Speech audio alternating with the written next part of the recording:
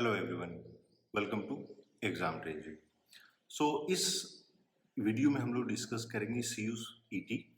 जो subject choose करना है वो किस तरीके से करना है। तो अगर आप नोटिफिकेशन को थोड़ा सा डिटेल में पढ़िएगा तो वहाँ पे दिया गया है कि टोटल आप 9 सब्जेक्ट्स चूज कर सकते हैं, जिसमें कि लैंग्वेज 3 है। जो सेक्शन 1A और सेक्शन 1B मिला के 3 आप चूज कर सकते हैं।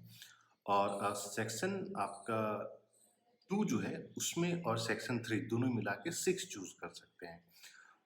चारों सेक्शन 1 यानी कि 1A 1B 2 और 3 में टोटल आप 9 सब्जेक्ट्स ही चूज कर सकते हैं, उससे ज़्यादा चूज नहीं कर सकते हैं। ये जो कन्फ्यूजन था बहुत सारे स्टूडेंट का, और ये लोग जो कॉल या मैसेज करके भी पूछ रहे थे, तो हम लोगों ने सोचा कि उसको रेक्टिफाई कर देने का। तो जितने भी स्टूडेंट इस बार एंट्रेंस एग्ज़ाम देने वाले हैं, आप लोग फटाफट अगर अभी तक चैनल को सब्सक्राइब नहीं किया है तो सब्सक्राइब कर लें और नोटिफिकेशन बेल भी दबा लें, सो दैट आपको सारा इन्फॉर्मेशन मिलता रहे। और इसके साथ ही हम लोगों ने एक टेलीग्राम चैनल भी बनाया है, जहाँ पे सारा इम्पोर्टेंट अपडेट्स आप लोगों के साथ हम लोग शेयर करते हैं। तो वो चैनल को भी ज्वाइन कर लें। उसके लिए आपको वीडियो की डिस्क्रिप्शन में लिंक मिल जाएगा, या कमेंट सेक्शन में भी आपको लिंक मिल जाएगा और आप लोग डायरेक्टली ज्वाइन कर सकते हैं। इसके साथ ही एग्जाम टेजी की तरफ से लाइव क्लासेस का न्यू बैच स्टार्ट किया जाएगा अप्रैल 2 या अप्रैल 3 से। तो उसके लिए भी आपको रजिस्टर करना होगा। रजिस्ट्रेशन के लिए गूगल फॉर्म फिलअप करना है, जो वीडियो के डिस्क्रिप्शन में मिल जाएगा, या फिर आप लोग डायरेक्टली कॉल या मैसेज भी कर सकते हैं। हम लोगों का नंबर है 8448878849। आइए डिस्कस करते हैं रिगार्डिंग सी यू ई टी 2022। नोटिफिकेशन आया था तो उसमें क्लियरली मेंशन किया गया है कि आप टोटल 9 सब्जेक्ट्स चूज कर सकते हैं। तो जैसा कि हम लोगों ने प्रीवियस वीडियो में डिस्कस किया था, तो section 1A, section 1B, section 2 and section 3 basically these are different set of subjects जिसमें आप ग्रेजुएशन कर सकते हैं। 1A आपका इंडियन लैंग्वेज है, 1B आपका फॉरेन लैंग्वेज है, 1C सेक्शन 2 जो है ये डिफरेंट साइंस आर्ट्स कॉमर्स के सब्जेक्ट हैं, और सेक्शन 4 आपका जेनरिक है। तो बहुत सारे स्टूडेंट का ये सवाल आ रहा था कि अगर उनको फॉरेन लैंग्वेज करना है तो उनको कौन-कौन से सेक्शन से चूज़ करना पड़ेगा। तो सबसे पहले ये ध्यान दीजिए कि आपको अगर फॉरेन लैंग्वेज चूज़ करना है, तो फॉरेन लैंग्वेज में अगर आपको ग्रेजुएशन करना है तो सेक्शन 1B आपके लिए जो वहाँ लिस्ट ऑफ सब्जेक्ट्स है वहाँ से आपको चूज़ करना है, क्योंकि लोगों का कहना था कि मुझे क्या सेक्शन 2 या जो डोमेन लैंग्वेज है क्या उससे भी चूज़ करना है, तो नहीं, उससे कुछ भी चूज़ नहीं करना है। प्लस टोटल का जो रिस्ट्रिक्शन है वो है कि आप टोटल 9 ही चूज़ कर सकते हैं, और उस 9 में आप मैक्सिमम 3 लैंग्वेज को ही चूज़ कर सकते हैं। और ऐसे स्टूडेंट हैं जो सिर्फ जेईई के लिए अप्लाई करना चाहते हैं फॉरेन लैंग्वेज में, तो आप सेक्शन 1B से ही सारा चूज़ कर लीजिएगा, सेक्शन 1A छोड़ दीजिएगा। इसके अलावा मान लीजिए आप लोग दिल्ली यूनिवर्सिटी में अप्लाई करना चाहते हैं तो आप सेक्शन 2 से भी चूज़ कर सकते हैं। जो ऐसे स्टूडेंट हैं जो मान लीजिए BCA या B.Ed या कुछ generic courses for example BBA करना चाहते हैं, तो आप लोग सेक्शन 3 से चूज़ कर सकते हैं। तो कोई भी सेक्शन में जैसे वहाँ जो 4 सेक्शन दिया गया है, तो वो 4 सेक्शन ऐसा नहीं है कि कंपल्सरी सेक्शन है, आपको हर एक सेक्शन से एक-एक चूज़ करना है, ऐसा नहीं है। आपको जिस सेक्शन का एग्ज़ाम देना है, वहाँ पे ऑलरेडी सब्जेक्ट्स मेंशन्ड है कि फॉर एग्जांपल हिंदी, इंग्लिश, ये सारे उस सेक्शन के में बिलॉन्ग करते हैं। वहीं फॉरेन लैंग्वेज की अगर आप बात करते हैं, तो फॉरेन लैंग्वेज सेक्शन बी में है। तो आपको इस तरीके से चूज़ करना है, और वहाँ क्लियरली मेंशन है कि आप टोटल 9 सब्जेक्ट्स ही चूज़ कर सकते हैं, जिसमें लैंग्वेज मैक्सिमम 3 हो सकता है, और बाकी जो डोमेन प्लस जेनरिक जो जनरल सेक्शन है सेक्शन 3, वो दोनों मिला के आप मैक्सिमम 6 ही दे सकते हैं।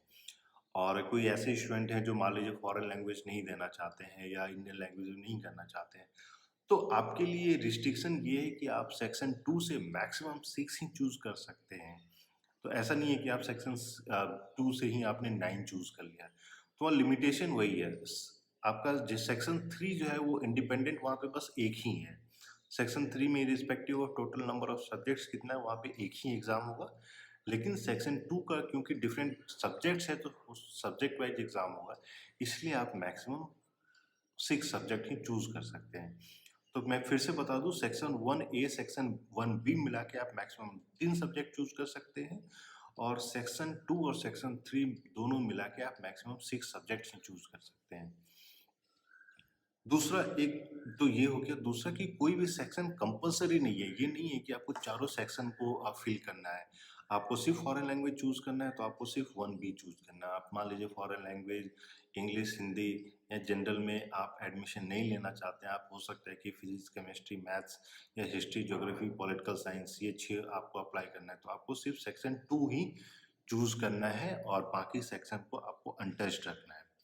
तो आगे चल के इसका एग्ज़ाम का पैटर्न क्या होगा, किस तरीके से होगा, एडमिशन प्रोसेस क्या होगा, इस कोर्स को किस तरीके से कंपेयर किया जाएगा, इसके बारे में भी नेक्स्ट वीडियो में हम लोग आपको डिटेल में बताएँगे। लेकिन अभी इम्पोर्टेंट ये हो जाता है कि जो भी नोटिफ़िकेशन आया है, उसको आप लोग अच्छे से देख लें। और इसके अलावा भी आपको अगर मान लीजिए कोई क्लैरिफ़िकेशन चाहिए या क्लैरिटी नहीं आई है, तो आप लोग कॉल या मैसेज करके भी अपने डाउट्स को पूछ सकते हैं। और इसके अलावा कोई भी क्वेरी होती है तो आप लोग कमेंट में जाके कमेंट कर सकते हैं। जेएनयू और दिल्ली यूनिवर्सिटी, बीएचयू इन सब के लिए एग्ज़ाम ट्रेज़ी की तरफ से न्यू बैच लॉन्च किया जाएगा, तो उसको भी आप लोग अवेल कर सकते हैं।